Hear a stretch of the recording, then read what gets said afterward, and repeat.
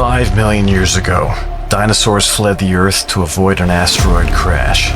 65 million years later, one dinosaur returned, only to discover a planet ruled by humans. And what a mess these humans have made. My name is Ardius Zeradar. After pledging years studying the absurdity of the human race, I determined that I would right the wrongs of this inferior species by exposing its flaws. This is the Ardius Zeradar Show.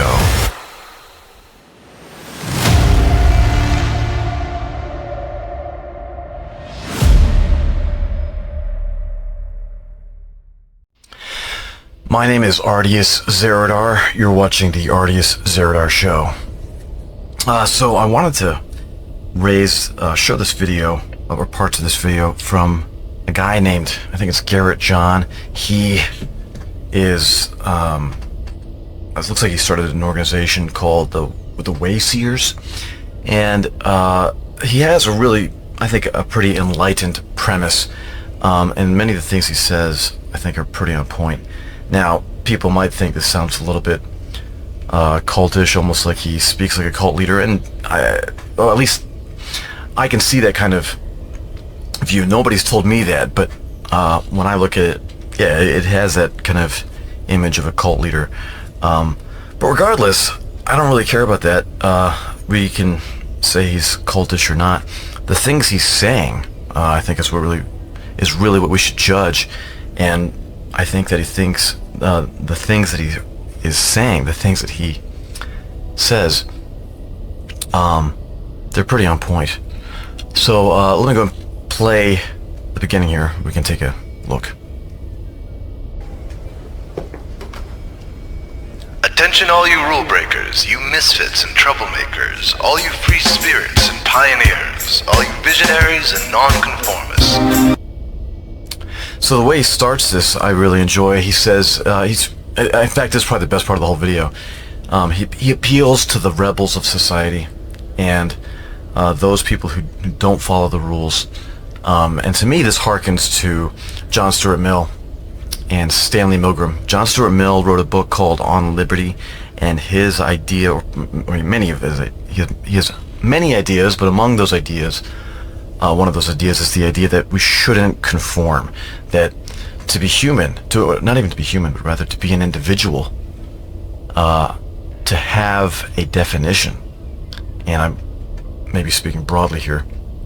I don't have his book right in front of me, but if you are simply the product of the people around you, well then you aren't an individual. You have no definition really if you are simply what other people do. If you do what everyone else does, you're just part of that thing. But to be an individual, you act, you choose, and your choices deviate from the majority, which is kind of the point I want to show this for, is because I think this video, and John Stuart Mill a little bit too, are putting forth points that demonstrate the flaw of psychology's assumptions about normality. We shouldn't be normal. To be normal is almost the weakest level of human nature. You're not a person of courage if all you do is conform to what everyone else wants you to be. How is that reaching your highest potential? And this is the potential, it seems, that psychologists want us to aim at. And I say, my goodness, that's not a good aim. Also, Stanley Milgram. Ironically, Stanley Milgram was a psychologist, but his message was so different from many of the other psychologists. And I find him to be fallacious in many ways too, because I don't like the practice of psychology generally, but I like what he had to say, the kind of conclusions he made and drew. He's famous for his conformity experiments, so he made a series of experiments testing to see how far people would go to conform to authority, to obey authority.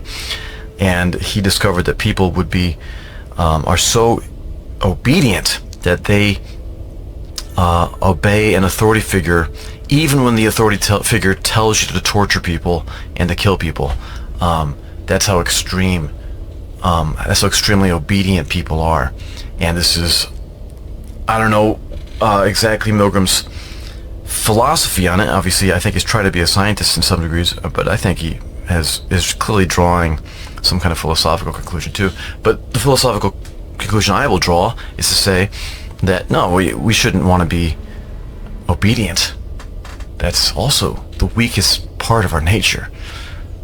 A question I like to raise is, who will save us from the next Hitler?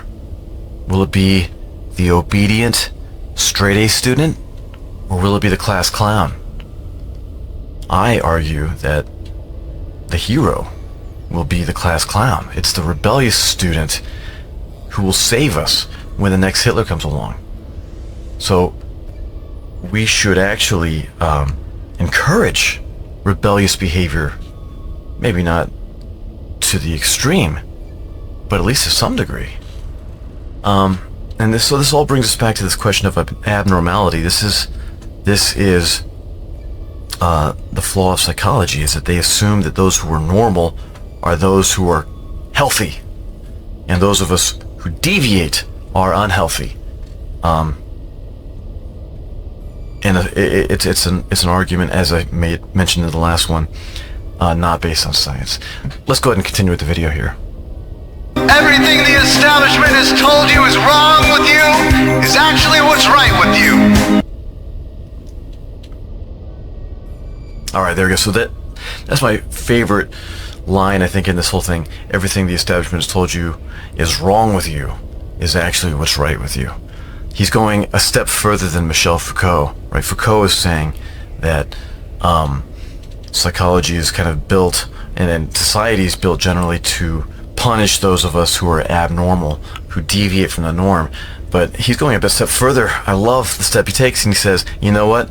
If you're abnormal, you're the leader. Those of you who are on the upper end of the bell curve, you're actually better than the rest. Everything that the establishment has said is wrong with you is actually what's right with you. You're the ones who are right. And I love that assertion. So he's kind of putting forth that J.S. Millian claim that the nonconformists are superior. Let's keep it going. You have strengths dangerous to the establishment, and it wants them eliminated. So your whole life you've been told your strengths are weaknesses. Now I'm telling you otherwise. Your impulsivity is a gift. Impulses are your key to the miraculous. Your distractibility is an artifact of your inspired creativity. Your mood swings reflect the natural pulse of life. They give you unstoppable energy when you're high, and deep soulful insight when you're low. Wonderfully said. Again, I echo his claims. The psychological field and industry has categorized these traits as disorderly, right, or as disorders, but without basis. There's no scientific way to determine what is disordered. There's no scientific way to determine what belongs to the category of disorder. And when you look through the research, it's just opinions. It's just opinions stacked upon opinions, stacked up with prestigious titles. It's not science. Furthermore, what I like here is that Garrett John is pointing out what your true nature is, right? Your true nature is good, right? Your true these things that come from you, like impulsivity, like distractibility, they come from something natural within you. And society is trying to control you, and I think he's right. I think society is trying to control you by, like, where do they get these categories? Again, they come out of their ass. They're not categories coming from some scientific experiment. And they're trying to control us. And a lot of these disorders, I think, are connected to teachers. There's kind of an alliance between teachers and psychologists, and the psychologists are just helping the teachers control their classrooms to a large degree. I think that's what's happening. But then it helps even further with, you know, police, the criminal system. The psychologist is giving legitimacy to all of our assertions of what is crime, of what is deviant, of what is misbehavior, all to convince society don't behave in this a certain way. But yeah, Garrett John turns to your natural behavior, your true nature. Humans are the way they are because they're meant to be this way. And I've come to believe this notion more and more. I think it's Aristotelian. I think Aristotle makes this claim. He constantly looks at nature to figure out the way humans should be. What is natural for humans? You know, if you just follow nature, nature will guide the way. It'll lead you down the path to become what you were supposed to be. Now there's some complexity to that, especially with Aristotle, because for Aristotle there's the irrational part of the soul versus the rational part. But the rational part must be in charge of the irrational. So and then he has this whole thing on ethics where there has to be habituation. You have to train your soul. So it's, I don't know, with Aristotle it's kind of man, is it on the surface it appears contradictory. I guess you could say it's complex, but that is an interesting question with Aristotle. So yeah, I don't know, it's hard to say, but I still feel it's an Aristotelian idea to follow your nature, and I think that's kind of something that Garrett John might be pointing towards. Would Aristotle agree with this? I don't know. Like I said, Aristotle's book called The Ethics the word ethics means habits, and habits are to be trained. Law trains habits. So in many ways this is anti-Aristotle as well. It's hard to say that this is really Aristotelian. In many ways I think it's John Stuart Mill. There's something here that appeals to some of these philosophers, but in many ways also deviates from these other philosophers too. Let's continue forward with the video here. Been diagnosed with a disorder? That's society's latest way to deny its own illness by pointing the finger at you. Your addictive personality is just a symptom of your vast, underused capacity for heroic creative expression. Beautifully said. There is a power within us, but the teachers and the police officers and the bosses and the politicians want control. And so to find control, they demonize anything that prevents control. Think about school. I mean, who were the bad kids? The bad kids were the kids who talked. Oh, talking is bad? Is talking a sin? Is talking evil? It is evil to talk? No. What's happening is that the reason why talking becomes evil is because the teacher has like 30 kids in her classroom and she's trying to control 30 kids. Well, how do you control 30 kids? You just can't have them all talking at the same time. It makes things disorderly. So she is incentivized to keep the kids quiet. And in doing so, though, I mean, so I understand where she's coming from. I mean, her job is impossible if she can't keep the kids quiet. But in doing so, she creates this taboo. She creates this I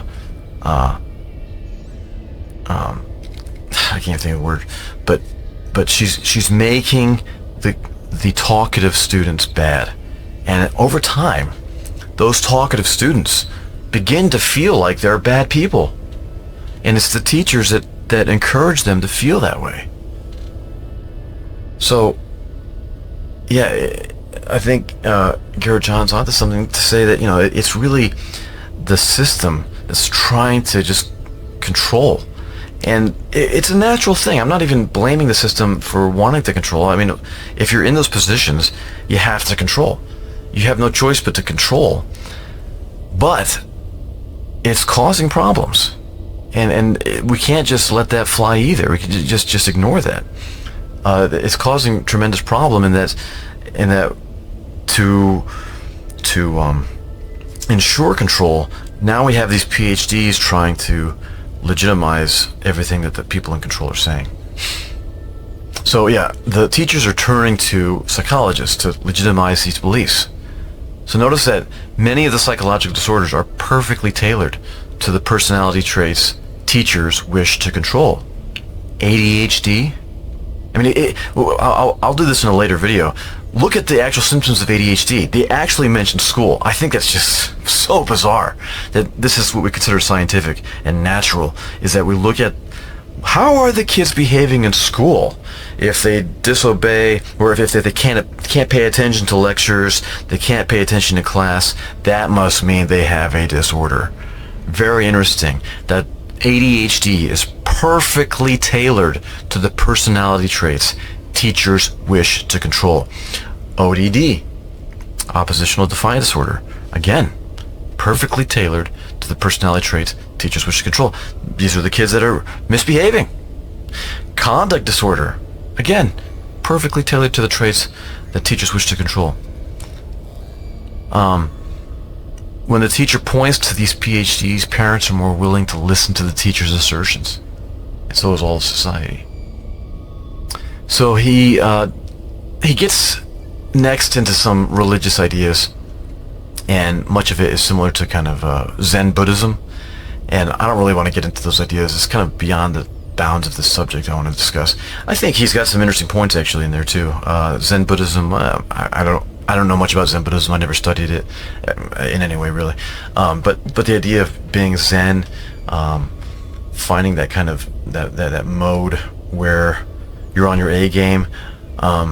Yeah, I think there's something to that. I think that a lot of athletes can testify to that too. I think athletes, especially more than anybody, they have to find that kind of zone of psychology where they maximize their talent. And so it's a very Zen Buddhism kind of thing. But like I said, I don't want to get to that. That's not really the topic of what I'm trying to discuss here. So, but let me show you the next clip here. These program people take social institutions and rules very seriously. Society is full of games programmed to keep people's minds occupied so they will not revolt. These games often cause sick fixations on peculiar protocols, power structures, taboos, and domination, all subtle forms of human bondage. This distinct form of madness is not only tolerated by the masses, but insisted upon. Again, I love all these statements. This guy really is poetic in the way he says things. He's very good at arguing his point too. These program people, madness is not only tolerated but insisted upon. Man, how well said that. And I think he's so right on about that too. And I've said that for years, for decades, and I've had people call me crazy about that, or at least think that I don't know what I'm talking about, maybe. But then I look at 2020, and it's just like, there you go. There's your answer. Look at 2020, and there it is. Madness is not only tolerated, it is insisted upon. Without doubt. Without doubt. So he's arguing that normal is actually bad. Maybe. I'm not saying necessarily, but to some degree he is, I think. I think he's saying, look, those of you who are abnormal, those of you who are rebellious, you have the virtue, you have the courage. Moreover, you have something within you, a free spirit that transcends your soul above the rest of society. So how does the psychologist counter this? The psychologist presumes that the outer edges of the bell curve are bad and the middle is good. But they always avoid saying this outright. They don't say the words good and bad. But why do they not focus on curing the problem of normality? Right? Think about it. The psychologist never says, well, you're normal, we need to cure that. No. They say, you're abnormal, we need to cure abnormality. But isn't it true, at least, that those at the high end of the bell curve are generally superior to those in the middle? Isn't that? I mean, you're looking at the bell curve and you're exalting the middle as if this is where we should aim for. But, I mean, I think we should aim for the top of the bell curve. I think that's what the old philosophers would have done. Aristotle most certainly would aim for the top. It's a form of almost perfection.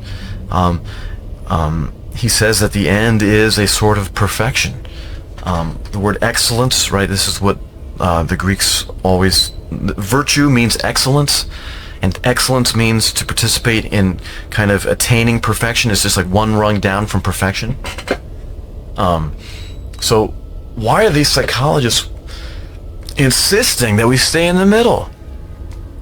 Wouldn't it make more sense to shape clinical psychology around the pursuit of reaching the higher end of the bell curve? Regardless of which view is correct, my view that we should aim towards the higher end of the bell curve, or whether we should aim towards the middle of the bell curve, the decision is not a scientific one. I mean, it's kind of arbitrary. If you're a scientist, you're being arbitrary if you're saying, oh, let's go for the middle. Okay. Why? Did you do some experiment to figure that out? Did you conduct an experiment and the experiment told you, oh yeah, the middle is the way to go? No. Because you're not making a scientific claim. You're making an is-ought. You're making an ought.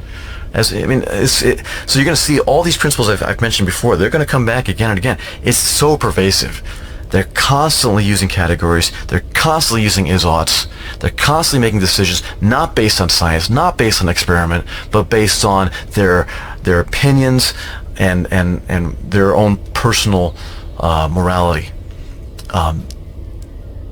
So I say that maybe we should hear out those like Garrett John who say that the abnormal, maybe they're better sometimes. Now obviously some forms of abnormality I think are not better.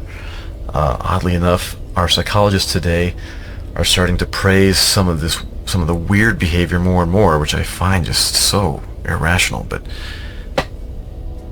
yeah, let's go. I got one more part here I want to show you, and then we'll wrap it up. Since Wayseers are the ones who keep contact with the original source of reality, they are able to disrupt societal conventions and even governments to realign humanity with the way. The Wayseers are an ancient lineage, a kind of priesthood, carriers of the flame, ones in the know. There must always be Wayseers to reform the dizzying, psychotic, spinning wheels of society, giant, mindless hamster wheels obscuring the pure blue sky, keeping humanity shackled in a darkened cage. So Wayseers are called to shed light on the madness of society, to continually resurrect the timeless, transcendent spirit of truth. Okay, so great. Yeah, so again, he comes back to this theme I really love. The problem is not the patient, but rather the therapist. The problem is not the student, but rather the teacher. The problem is not the individual, but rather society. And psychology, I've noticed, always focuses on the individual. So it's interesting because it's related to sociology. So you got sociology, psychology. I think they're kind of closely related fields, but in many ways they're opposites. Sociology focuses on what is this all of society, what's it all about, and then psychology focuses on the individual. And so when psychologists try to solve problems, they only look at the individual. Something's wrong with somebody, maybe someone's sad or depressed. Well, I would say that's probably because you're living in a really bad city. I would say, or especially if I'm going with the Aristotelian argument, it is the people around you that have made you sad. It is the society around you that's made you sad. But the psychologists say, no, it's you. There's something inside you that is wrong. We call this clinical depression. Clinical depression. So you have some kind of disorder within your individual soul. The answer is to repair the individual soul.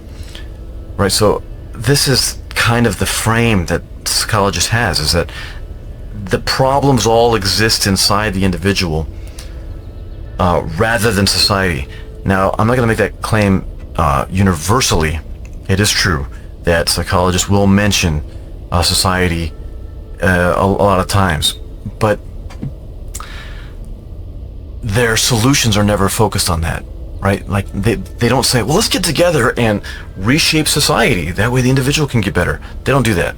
Their goal is never to reshape society to make the individual better. Their goal is to reshape the individual. And so how do you solve the problem? Well, you do this magical thing is you take a visit to some guy with a PhD, and then he spouts off his BS, and then boom, you're cured. That's the psychological method. And so I love how Garrett John is coming back to this, pointing out that it's society It's this crazy giant hamster wheel of insanity, and we have to have what he calls Wayseers, these people who are abnormal, these people who rise above and embrace the parts of their soul that are by nature, and lead society out from this absurdity. Which I think it's interesting. I think he's got something to say here, something important to say. Again, I know he may come off as almost like a messianic figure in the way it's portrayed, but put all that aside. I don't judge someone based on the way they say things. I judge people mostly on what they say. So yeah, the problem is not the patient, it's the therapist. The problem is not the abnormal people, but rather the normal. Again, it harkens to J.S. Mill, right? Don't conform to the majority. It harkens to Stanley Milgram. It's not about conforming to the majority or obeying the authorities. It's important to rebel. It's important to rebel against authority, to stand up to it and say no. Isn't that what America was founded on, for example? Yeah, anyway, I'm just going to wrap this up and say, great insight, I think, by Garrett John. He's speaking about a lot of ideas that other philosophers refer to. Let me just repeat those names. J.S. Mill, right? Stanley Milgram, Michel Foucault, and maybe even a little bit of Aristotle to some degree. Yeah, something to think about. I will continue on with this discussion in our next video. Being abnormal, is it wrong? I say, oftentimes no. All right, my name is Ardius Zeradar. Have a good day.